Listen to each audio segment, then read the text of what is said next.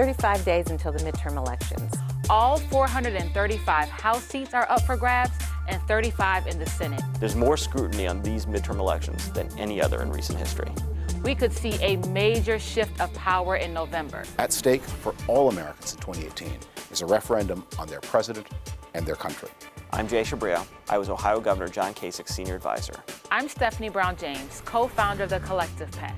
I'm Patty Solis-Doyl. I'm a Democratic strategist and a political commentator. My name is David Frum. I'm a senior editor at The Atlantic. I used to write speeches for George W. Bush. I served as a national African-American vote director for the Obama 2012 campaign, and I learned the strategies needed to win elections. I've worked with Hillary Clinton, Joe Biden, and Barack Obama. In elections, nothing is certain. Those who fight elections on the last battlefield usually lose the next election. What I've learned about elections is be careful about predicting them and never underestimate them.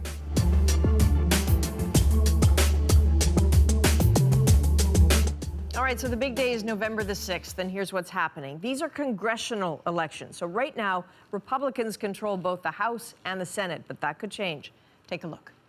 In the House of Representatives, all 435 seats are up for re-election. Each party will be looking for 219 seats. That's the magic number for a majority. The Republicans are well past that number currently. They hold 236 seats, but Democrats just want to eat away at that. That's possibly easier said than done. And then there's the Senate. With 100 seats, it's so close right now. Republicans currently hold 51, Democrats 49. In this race, 35 seats are up for grabs. And the oddity of the math is that most of those are currently held by Democrats. They will have to keep all of them, plus pick up 2 more. Republicans will just need to hang on to what they have. And so there's the math of this. Thank you for joining us. I know we're going to be talking a lot in the next 5 weeks, but the first thing I want to ask is, depending on, who you listen to or what podcasts you graze, you will hear people say things like, this midterm is going to represent, the biggest electoral race in a generation. It sounds like hyperbole. It's mostly Democrats saying that. Mm-hmm. So Patty, what do the midterms actually represent? Well, look, specifically, if Democrats win back the House, they get a check on the president and on his what have been very questionable and controversial policies. And the most important thing they get is the power of the subpoena. They can subpoena records, they can have public hearings, and that, having worked in the Clinton White House during the Whitewater investigations, subpoenas can be paralyzing because they're just time consuming. Okay, so that's the prize, but what does the test represent, David? Like, what is the meaning of these midterms? Look, historically, the thing that drives midterm elections is the approval of the president, and historically the thing that drives the approval of the president is the state of the economy. What is weird about the Trump presidency is the economy is pretty good, and people think it's pretty good. When you ask them, they give the economy good marks. The country's on the right track. I'm better off than I was a year ago. I'm optimistic about the future.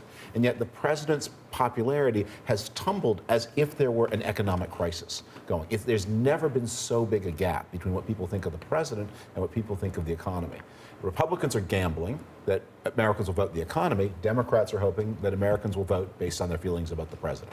Okay, so Stephanie, is there a group that you're looking towards that you think will actually make the difference here, that you think will actually make a mark in these midterms? Yeah, totally. I am very excited about the midterms because I think what it really represents is our values as a country. Do we feel that everyone is created equal, should be treated equally, which right now policies don't show that that's the case? And because you have young voters and people of color especially who are so tied to values and how they vote, I think we will see a huge surge in voters who feel as though, change has to come. The 2016 change we saw was not a good one for us with Trump and those who were ushered in under him. And we need to have a significant change to get our country on track so that everyone is created and treated equally. Okay, Jay, your party, the Republican Party, controls both the House, and the Senate. I'm trying to imagine how hard it's going to be for them to hang on to that, because theoretically, Republican voters will say, hey, I got my tax cuts, and it looks like I'm going to get my Supreme Court nominees, so I'm good, tick. Yeah.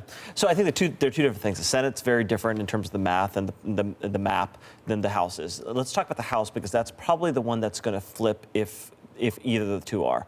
For me, the segment of voter that you're looking at is the suburban educated woman, because a lot of those districts, those are the women that have been disaffected by the Republican Party.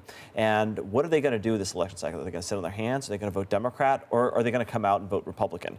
And that's where the balance of power is going to lie in the House of Representatives for me. Don't overlook that what is also at stake in this election are governor's houses and state races. Absolutely. The Republican Party now holds power at the local level to a degree that has not been seen since before the Great Depression. And that is important both. It's important in its own right because that's where most of the decisions that affect people are made.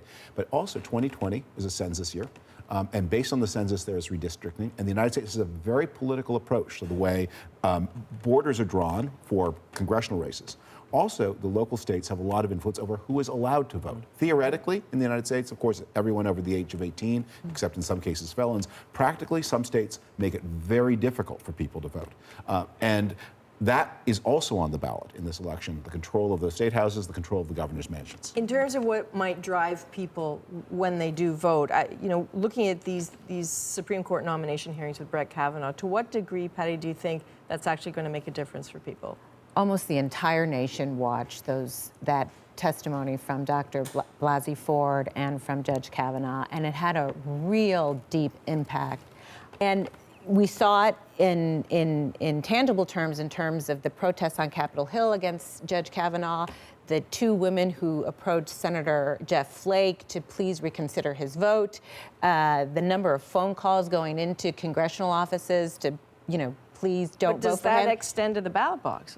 Well, I think what will extend to the ballot box is where it ends up. Will Judge Kavanaugh be confirmed? And if he is, I think women will pour out to the voter polls in November. Jay, do you buy that? You seem So shaking your head. this is cutting both ways, just electorally. We can talk about the morality. We can talk about if he should be confirmed. That's one thing.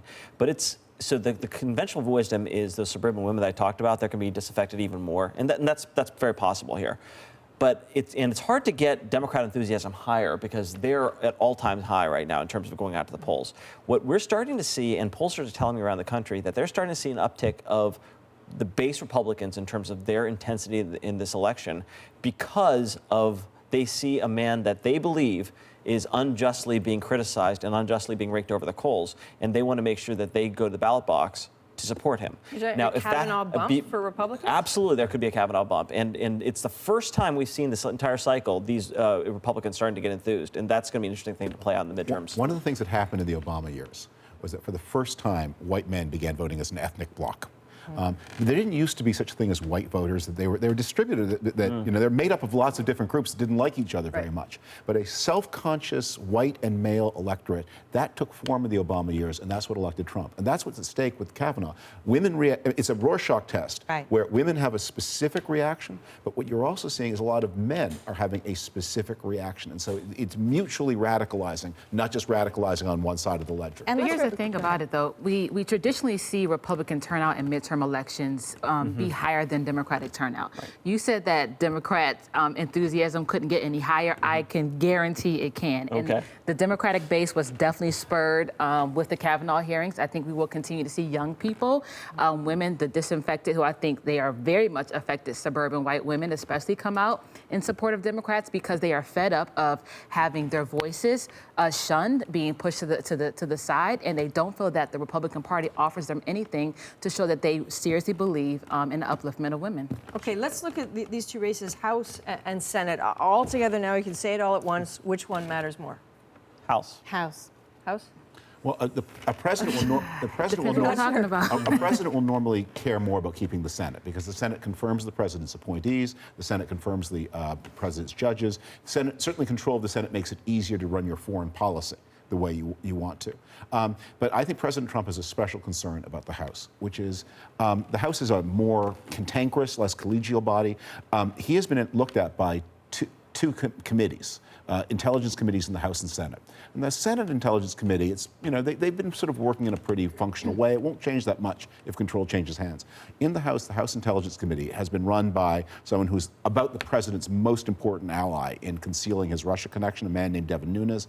And the person who would replace Devin Nunes as chairman, a California congressman named Adam Schiff, is one of the people President Trump most dislikes and dreads. And so if the House flips, Adam Schiff has power over the president. Well, I was just going to say, and if the House flips, I mean, my understanding is that the House can order taxes to be released, for example. Oh, I can't wait to see when Congresswoman Maxine Waters becomes the head of the Financial Services Committee, which she can have subpoena power over Trump's financial records. And so I think the House is also important, not just for the outcome of the elections, but to spur folks to the polls. We see so many new congressional folks who are running for office who are really spurring the base of voters to come out that perhaps haven't voted in midterms before. Okay, very briefly, if I can, we're getting to the end of this block. I just wanted to ask you, hearing you sort of salivating as Democrats about what could happen if you get the House, but do Democrats not have to be careful what they wish for? Because if President Trump gets a result he does not like, does this not potentially lead to a situation where he says, fine, I'm going to rule by executive order? He has been ruling by executive order. Whether it's pulling out of the Paris Climate, whether it's the Muslim ban, he has been ruling by executive order. And sure, he will continue to rule by executive order, but what we're forgetting is on November 7th, the day after the midterms, is the 2020 election kicks off. And to have the power of the subpoena leading into the 2020 election, it really gives the Democrats an upper hand to really hold Donald Trump and his ethic problems to the fire. Okay, well, you're not there yet, but Jay, if it happens... Here's the thing the Democrats have to be careful of. Right now, America is divided into the red team and the blue team. And I mean it, we wear this jersey and you wear that jersey and I hate you and I'm going to beat you. And that's just the way it is on both sides. If the Democrats go in and they win the control of the Congress and they start with some of these impeachment hearings or subpoenas, and all of a sudden they start to overreach in the minds of a lot of the people on the red team, let's say, that could, again, swing the pendulum back for the 2020 election, too. And that's where I think the Democrats are going to have to be careful going into this, too. We have to take a quick break now. When we can come back, we're going to look at a piece of midterm advertising that if you were looking for a kinder, gentler political discourse, you're not going to find it here. This is stone cold cruel. Have a look at this. Paul Gosar is my brother. My brother. And I endorse Dr. Brill. Dr. Brill wholeheartedly endorse Dr. David Brill. So we're back with our panel of Republicans and Democrats who spent a lot of time in the inner circles of power, still do. David Frum, Stephanie Brown James, Patty Solis-Doyle, Jay Shabrai. So we are 5 weeks until the midterm elections. We will be hearing from you again, but the closer it gets, the nastier it gets, obviously, right? One indication of that, that it's going to be ugly is an ad from Arizona. And again, if you are looking to a shift, looking for something nicer, forget it. This is not that. Have a look. Paul Gosar, the congressman, isn't doing anything to help rural America. Paul's absolutely not working for his district. My name is Tim Gosar. David Gosar. Grace Gosar. Joan Gosar. Gaston Gosar. Jennifer Gosar. Paul Gosar is my brother. My brother. And I endorse Dr. Brill. Dr. Brill wholeheartedly endorse Dr. David Brill for Congress. I'm Dr. David Brill, and I approve this message. You do. That is nasty. So aside from it being a very uncomfortable place on American Thanksgiving at the Gosar home, is that just clever in a one-off sense, or is it indicative of something else? I mean, I think the team that pulled that ad together is brilliant, and I think that it shows, look, people are tired of the status quo, even within their own families. We're not going to back you just because you're our brother. We want to have someone in positions of power who are putting forth policies that will actually benefit the people. And I think that this is just a very honest ad of where a lot of Americans feel. It also shows something about the difference in Canadian and American politics. Canada is a country in which partisan identity is a pretty light identity. Very few people think being a liberal or being a conservative, maybe being a New Democrat is a little bit more an important part of who they are compared to all the other things they are. In the United States, party identity has become central to self-identification. And there's a famous survey that in 1960, Americans were asked, happens to have been done then, would you care if your son or daughter married somebody from the other party? Well, 5% of Americans said they would care. And the last time the survey was done, just during the Obama years, about half of Americans said they would care. So this is central to self-definition, and that line cuts across family lines. It's more important even than family. Okay, you talk about self-definition, but this is a big question about identity, particularly for the Democrats. And Stephanie, I'm curious. I'm not sure as an outsider, I understand what kind of creature the Democratic Party is right now. Is it sort of the party of Bernie Sanders, very far to the left, to progressive, social democrats? Or is it sort of aiming for a middle-of-the-road, Hillary, don't offend anyone kind of party? I think the party is still trying to figure it out. That's I right. think that people on both ends of the spectrum with regards to party ideology are trying to push it more to understanding what we are and to be more of an inclusive party.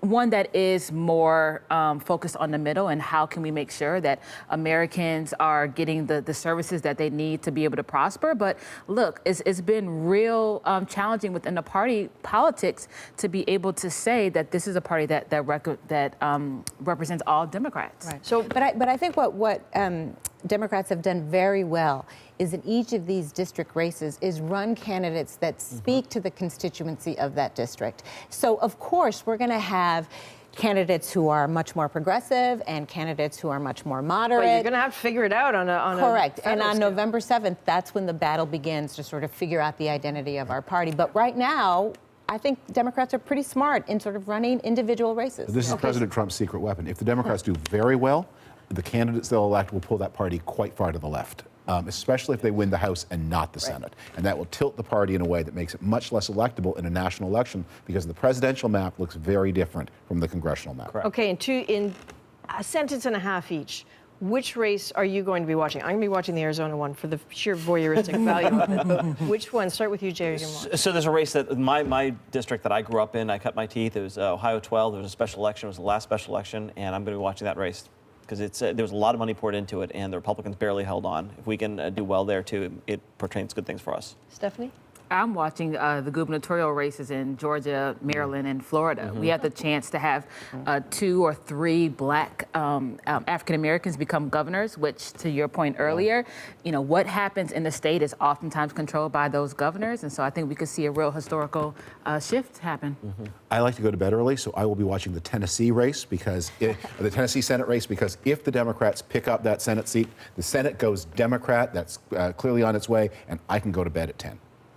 I'm going to be watching the Texas Senate race. I was waiting for Ted Cruz versus Beto O'Rourke. Beto is someone who came out of nowhere and has captured the hearts of all Democrats, and this was not a race that should be close. So I'm looking at that one. All right, Patty Solis-Doyl, Shabrai, Stephanie Brown-James, David Frum, you're very good sports.